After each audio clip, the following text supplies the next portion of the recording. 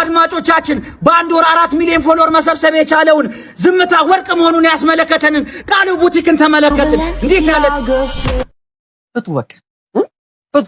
እስቲ መጀመሪያ ልጁ ይለፍላት እስቲ ያገኝ። ሰላም እንዴት አላችሁ? የድርሻ ቲዩብ ነው። እኔ ደግሞ ድርሻ ነኝ። ምን ፍለጋ መጣሽ? ዛሬ ደግሞ በዓለም አቀፍ ደረጃ ስሙ የገነነ ከመጣው ከቃሉ ቡቲክስ የተወሰዱ ወይ ደግሞ ኢንስፓየር የተደረጉ የተለያዩ አገር ዜጎች የሰሯቸውን አልባሳት ይዤላችሁ መጥቻለሁ። አብራችሁን ቆዩ። አድማጮቻችን ቃሉ ቡቲክን እየተመለከት ነው እንገኛለን። እንዴት ያለ አስደናቂ ታዳጊ ነው! አዎ ስለሰው ቀድጄ ልልበሰው እንዳለው በነገራችን ላይ ባዮ ላይ እንደዛ ነው። ኢንስታግራም ላይ ጆሮ ዳባ ልበስ ብሎ አሁን ላይ ከሀገር አልፎ ዓለምን አፍ አስከፍቶ ይገኛል። እንዴት ያለ ነገር ነው! አዎ እንግዲህ ቃሉ ጋር ሁሉም ነገር ዋጋ አለው። አንድም የሚጣል ጨርቅ የለም። አብርሽ እሱ ጋር ቦርሳ፣ ጫማ ሊሆን ይችላል። እንደ አስፈላጊነቱ ደግሞ የጫማ ክር ቀበቶ ሊሆን ይችላል። እንዴት ያለ አዎ እንዴ የዛሬው ልብስ አጀብ የሚያሰኝ እኮ ነው። ምን ሲል አሰበው? 10 ድል ቢሰጠኝ ምሰራው አይመስለኝም። እኔ በእውነት ለቃሉ ቃል የለኝም። አብርሽ ከቃልም በላይ የሆነ ልጅ ነው። እነሆ አድማጮቻችን በአንድ ወር 4 ሚሊዮን ፎሎወር መሰብሰብ የቻለውን ዝምታ ወርቅ መሆኑን ያስመለከተንን ቃሉ ቡቲክን ተመለከትን። እንዴት ያለ ታዳጊ ነው አብርሽ! ፈንስ ባይሶች ነን ከድድ ማስጫ ገልጸውታል። እዚህ ጋር ቃሉ ቡቲክስ ማለት ነው። በጣም አስገራሚ በዓለም አቀፍ ደረጃ ኢንተርናሽናል እየሆነ ያለ ታዳጊ ነው ይመስለኛል። 20 ዓመት ራሱ የሞላው አይመስለኝም። በእርግጥ ስለሱ የምናውቀው ነገር የለም። አሁን ላይ ኢንስታግራም ላይ እና ቲክቶክ ላይ ከሚፖስታቸው ቪዲዮዎች በተጨማሪ ምንም አይነት ፍንጭ እየሰጠን አይደለም።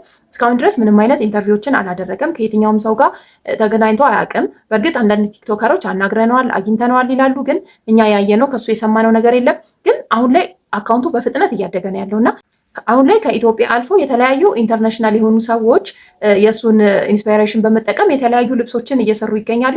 እሱን አብረን እንይ እስቲ። ካርቶን ነው ይሄ ነገር።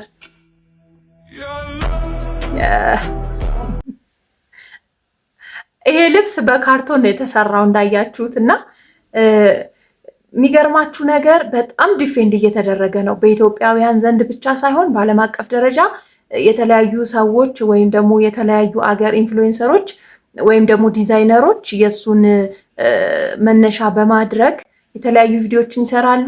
ኮሜንት ላይ ገብታችሁ ብታዩ ግን እንዳለ ለምንድን ነው የምትሰርቁበት? እሱ ሻይን ያድርግ ተውት የሚሉ በተለያዩ አገራት የሚገኙ ሰዎች ዲፌንድ እያደረጉት ይገኛሉ።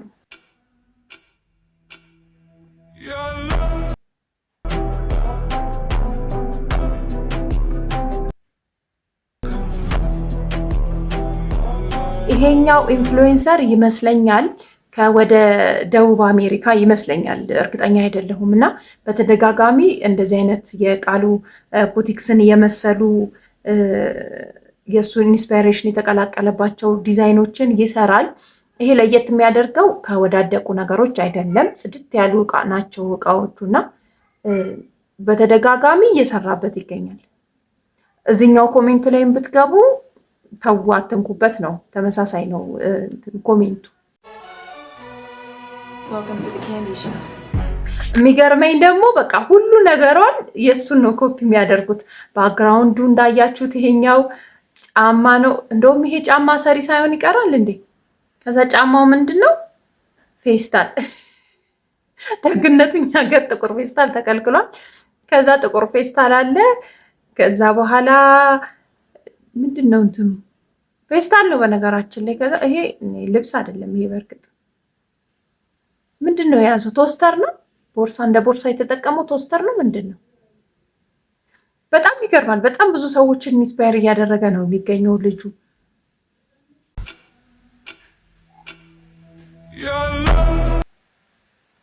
ሽንኩርት ነው የያዘችው እንደ ቦርሳ።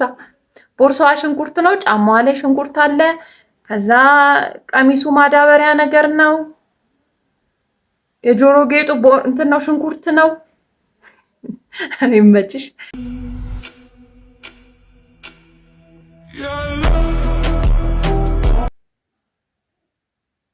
እኔ ግን የ21ኛው ክፍለ ዘመን ፋሽን በጣም ይገርመኛል። እና ፋሽን ሾው ላይ ትልልቅ እንደዚህ ባሌንሲያጋ ምናምን ፋሽን ዊክ ላይ ምናምን ይቀርባሉ እንደዚህ አይነት ዲዛይነሮች፣ ወጣ ወጣ ያሉ ዲዛይኖች ይቀርባሉ እና በጣም ይገርመኛል። አንዳንድ ጊዜ እንደዚህ ኮምፒውተር ተሸክመው የሆነ ነገር ትልቅ ነገር አድርገው ምናምን እና ግን እውነተኛ ለባሽ አላቸው ወይስ ዝም ብሎ ለታይታ ነው? እነዚህ ነገሮች እኔ በጣም ነው ግራ የሚገባኝ። ምክንያቱም እኔ ሲለበሱ ኖርማል ዴይ ቱ ዴይ ላይፍ ላይ ሲለበሱ አይቻል አቅም አንዳንድ ጊዜ ይለብሷቸዋል። እነዚህ ሴሌብሪቲዎቹ ፋሽን ዊክ ሲኖር ሚስ ጋላ ላይ ምናምን ይለብሳሉ። ግን እንደዚህ ኖርማል ሰው የሚሆኑ ነገሮች አይደሉም ይመስለኛል። ይሄኛው ከኛ ሀገር ነው እና የመድኃኒት ብልቃጦች መሰሉ። ምን ያህል ክሬቲቪቲ እና ምን ያህል ትዕግስት እንደሚፈልግ አስቡ። እንደዚህ አይነት የሜዲካል ጓንት፣ ይሄ ደግሞ የሜዲካል ተች ያለው ነገር ነው። ሜዲካል ጓንትም አድርጓል። ከዛ ከጀርባው ደግሞ ማስክ ተሰቅለዋል ምናምን። ያ ጫማውም አይቀር ነው እንግዲህ የእሱ ኢንስፓይሬሽን ስለሆነ ማለት ነው። ቅድም እንዳልኳችሁ የቃሉ ቡቲክስ ደጋፊዎችና አድናቂዎች ልጁን ተውት፣ አትንኩት፣ ህይወቱን ይቀይርበት፣ የራሱን ስራ ያስተዋውቅና የራሳችሁን ፈጠራ ይዛችሁኑ የልጁን ነገር ተውለት እያሉ ይገኛሉ።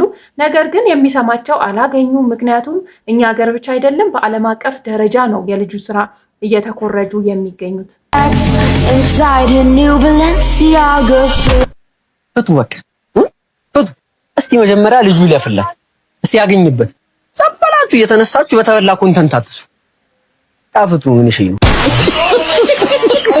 ነገር ግን እኔ በዚህ ሀሳብ አልስማማም። ምክንያቱም የበለጠ እንደዚህ አይነት ነገሮች በተደጋገሙ ቁጥር የእሱን ኢንጌጅመንት ይጨምርለታል ብዬ አስባለሁ እና በጣም ብዙ ሰው እንዲቀባበለው ያደረገውም ብዙ ሰው በእሱ ትሬንድ ቪዲዮ እየሰራ መሆኑና ደግሞ ታግ ይደረጋል። በነገራችን ላይ አካውንቱን እየጻፉ ታግ ስለሚያደርጉት ለእሱም ይጠቅመዋል ብዬ አስባለሁ።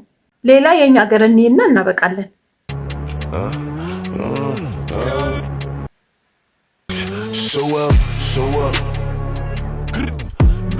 ዋው!